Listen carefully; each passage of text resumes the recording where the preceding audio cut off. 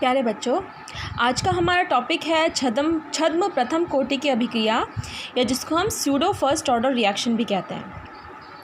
जब किसी रासायनिक अभिक्रिया में दो अभिकारक अणु भाग लेते हैं, परंतु उनमें से एक अणु की सांद्रता बहुत अधिक होती है, जिसके कारण अभिक्रिया के दौरान उसकी सांद्रता में कोई परिवर्तन नहीं होता है, जबकि दूसरे अणु की सांद्रता में परिवर्तन होता है।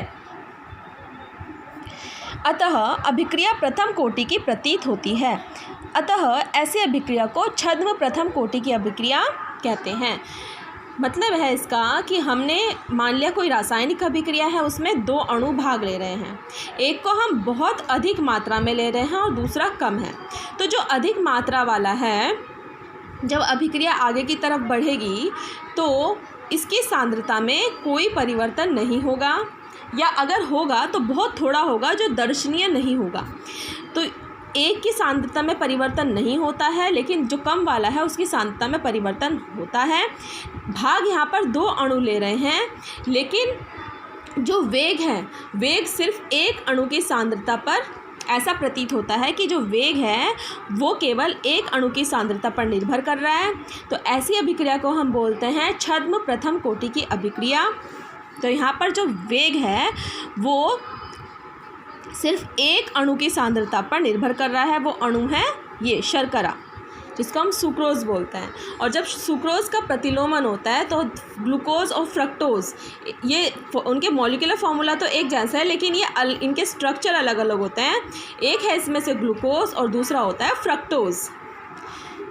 पहला उदाहरण तो ये हो गया। दूसरा उदाहरण है जब हम एथिल एसीटेट का अम्लीय जल अपघटन करते हैं। तो ये हमारा एथिल एसीटेट है, इसका हम जल की सहायता से अपघटन कर रहे हैं, लेकिन अम्ल की उपस्थिति में। तो यहाँ पर हमने अम्ल लिया है HCl। तो यहाँ पर क्या होता है कि इसको हमने कम लिया है, इसको अधिक लिया है। इसको अधिक लेने की वजह से इसकी सांद्रता पर कोई प्रभाव नहीं पड़ेगा जब रिएक्शन आगे की तरफ बढ़ेगी, लेकिन इसकी सांद्रता पर प्रभाव पड़ेगा। जो कम वाला है, जिसकी सांद्रता कम है, उस पर प्रभाव पड़ेगा। तो यहाँ पर भी जो वेग है R बराबर हो जाएगा सिर्फ एथिल एसीटेट की सांद्रता पर निर्भर करेगा। जो R है वो सिर्फ किसकी सांद्रता पर निर्भर कर रहा है, H2O पर निर्भर नहीं करेगा। अगला टॉपिक है हमारा अभिक्रिया की आणविकता,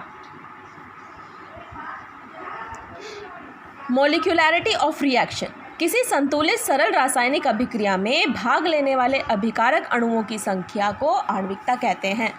कोई एक सरल अभिक्रिया है, उसमें जितने अणु भाग लेते हैं वो उसकी आणविकता हो जाएगी।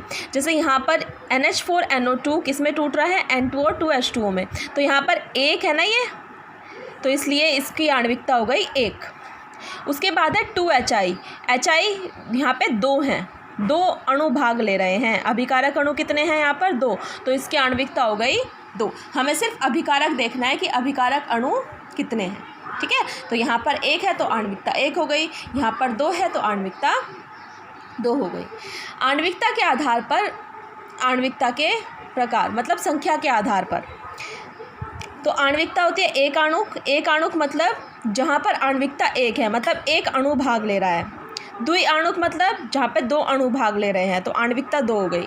त्रिआणुक अभिक्रिया वो अभिक्रिया जिसकी आणविकता तीन है। तीन का मतलब है यहाँ पर तीन अणु भाग ले रहे हैं, तो दो तो FeCl3 के हो गए, एक SN2Cl2 का हो गया। तो 2 FeCl3 plus SnCl2 gives 2 FeCl2 plus SnCl4, ये इसका उदाहरण है। तो यहाँ पर कितने अणु भाग ले रहे हैं, तीन अणु, दो इसके हैं एक इसके है। यहाँ पर इस वाली अभिक्रिया में दो अणु भाग ले रहे थे, आणविकता इसकी दो थी, तो इसलिए द्विआणुक अभिक्रिया थी। ये एक आणुक अभिक्रिया है क्योंकि इसकी आणविकता एक है, यहाँ पर एक भाग ले रहा है, एक अणु भाग ले रहा है। नेक्स्ट टॉपिक है हमारा आणविकता और कोटि में अंतर। बच्चों, ये बहुत इंपॉर्टेंट टॉपिक है, ये कई बार एग्जाम्स में पूछा जा चुका है। तो कोटि, देखो बच्चों, कोटि जो होती है इसको हम प्रयोगों के आधार पर ज्ञात करते हैं, मतलब हम प्रैक्टिकल करते हैं तब हमें कोटि का पता लगता है। लेकिन आणविकता क्रियाविधि के आधार पर है। क्रियाविधि का मतलब कि हमने रिएक्शन लिया, उसको बैलेंस किया, एक बैलेंस रिएक्शन की हम आणविकता देखकर ही बता सकते हैं, है ना।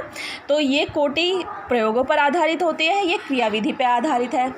यह एक प्रायोगिक मान है क्योंकि हम प्रयोग करेंगे तब हमें कोटि मिलती है, और यह एक सैद्धांतिक मान है। सैद्धांतिक मान का मतलब है एक रिएक्शन लिखी है, उसको बैलेंस किया हमने, तो उसकी सहायता से कितने अणु भाग ले रहे हैं, वो हमारे आणविकता होती है। तो आणविकता जो है ये सैद्धांतिक होती है, लेकिन कोटि प्रयोग के द्वारा निकाली जाती है। नेक्स्ट है कोटि। बच्चों कोटि जो होती है वो शून्य भी हो सकती है, पूर्णांक भी हो सकती है, धनात्मक मतलब प्लस साइन वाली भी हो सकती है, ऋणात्मक मतलब माइनस साइन वाली भी हो सकती है, भिन्नात्मक भी हो सकती है मतलब बटे में भी हो सकती है। लेकिन आणविकता केवल एक पूर्णांक होती है, ना तो आणविकता शून्य हो सकती है, ना ऋणात्मक हो सकती है और ना भिन्नात्मक हो सकती है। आणविकता हमेशा कोई ना कोई पूर्णांक होती है। नेक्स्ट है कोटि सरल एवं जटिल दोनों प्रकार की अभिक्रिया की ज्ञात की जा सकती है ना। सरल अभिक्रिया जो एक पद में पूरी हो जाती है उसको सरल अभिक्रिया कहते हैं, जो बहुत सारे पदों में पूरी होती है उसको जटिल अभिक्रिया कहते हैं। तो हम कोटि जो होती है वो सरल और जटिल दोनों अभिक्रियाओं की ज्ञात कर सकते हैं, लेकिन आणविकता हम केवल सरल और प्रारंभिक अभिक्रिया की ही ज्ञात कर सकते हैं।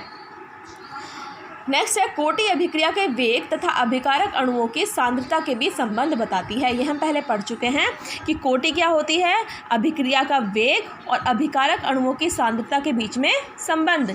लेकिन जो आणविकता होती है किसी सरल या प्रारंभिक पद में भाग लेने वाले अणुओं की संख्या बताती है। आणविकता हमें क्या बताती है कि किसी रिएक्शन में, किसी सरल अभिक्रिया में या किसी प्रारंभिक पद में, प्रारंभिक पद का मतलब जटिल अभिक्रिया की जो सबसे पहले वाला पद होता है उसको प्रारंभिक पद बोलते हैं, कितने अणु भाग ले रहे हैं ये हमें बताएगी आणविकता।